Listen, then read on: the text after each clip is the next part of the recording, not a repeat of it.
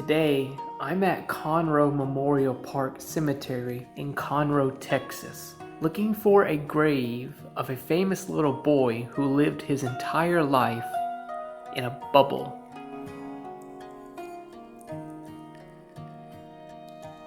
And who that might be? Well, stick around as I tell you a story about David Phillip Vetter.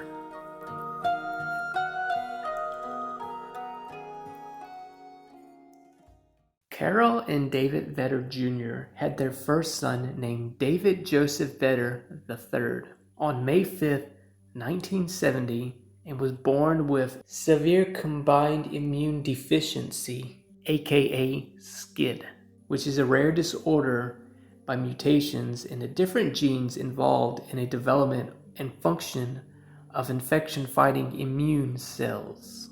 He ended up dying on November 25th, 1970, and he lived for 6 months.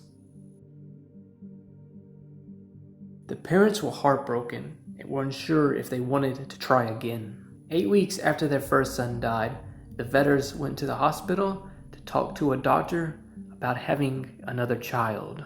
One of the doctors said, "If you plan on having another one and it's a boy, there is a 50-50 chance that your next one will have SCID."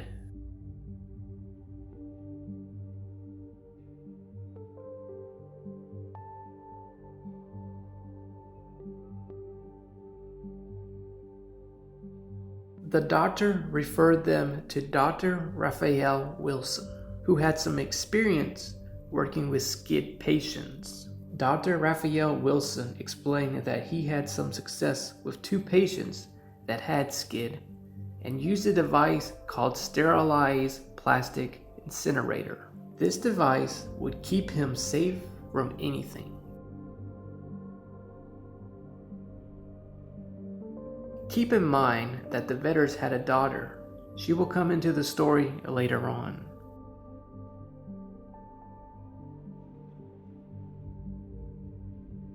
After talking to Dr. Raphael Wilson, the Vetters end up trying for another baby.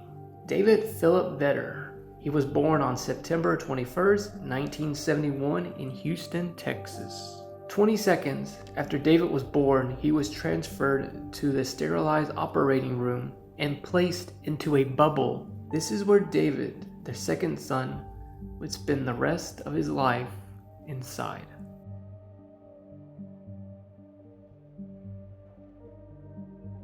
The day David was born, the doctors went in and did some tests to see if he had SCID.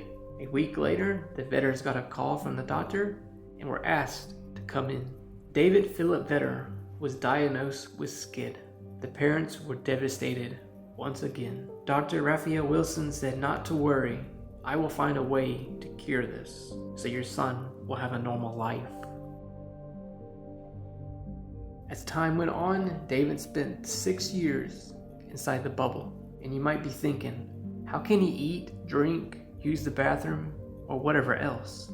The food had to be sterilized for 1 week, along with everything else the doctor put inside the bubble. One mistake, one little germ would take him out.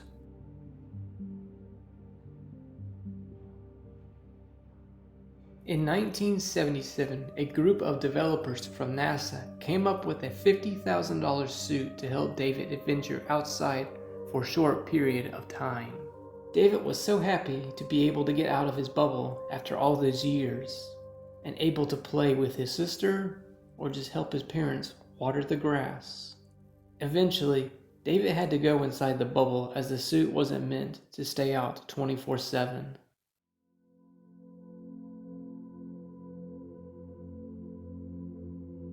Now, sometime in 1983, scientists found a way to match the bone marrow transplant for David. They ended up asking David's sister if they could use some of her bone marrow to help him. She said yes, and the doctors ended up giving it to David to jumpstart his immune system. David was so excited that things were going to be better. Doctors from Houston, Texas, monitored David while in the bubble, making sure everything was going to plan.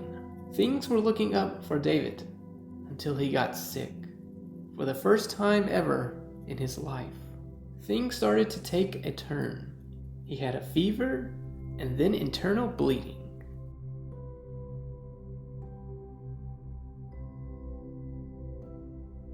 Doctors were having a hard time trying to figure out what was going on with David.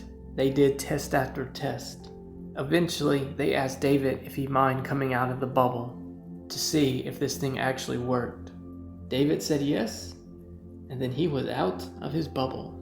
Now that David is out of the bubble, he gets a chance to feel the unfiltered air all around him. His mother got a chance to kiss and hold him after 12 years. For the first time and last time.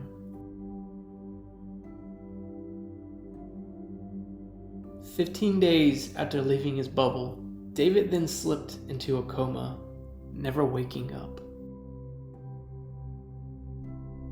David Vetter passed away on February 22nd, 1984, at the age of 12 years old.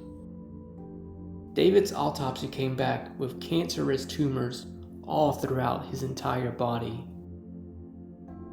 How did David end up getting those tumors? Remember the bone marrow transplant David got from his sister to help save him? There was a virus laying dormant inside the bone marrow that ended up killing David. His immune system wasn't strong enough.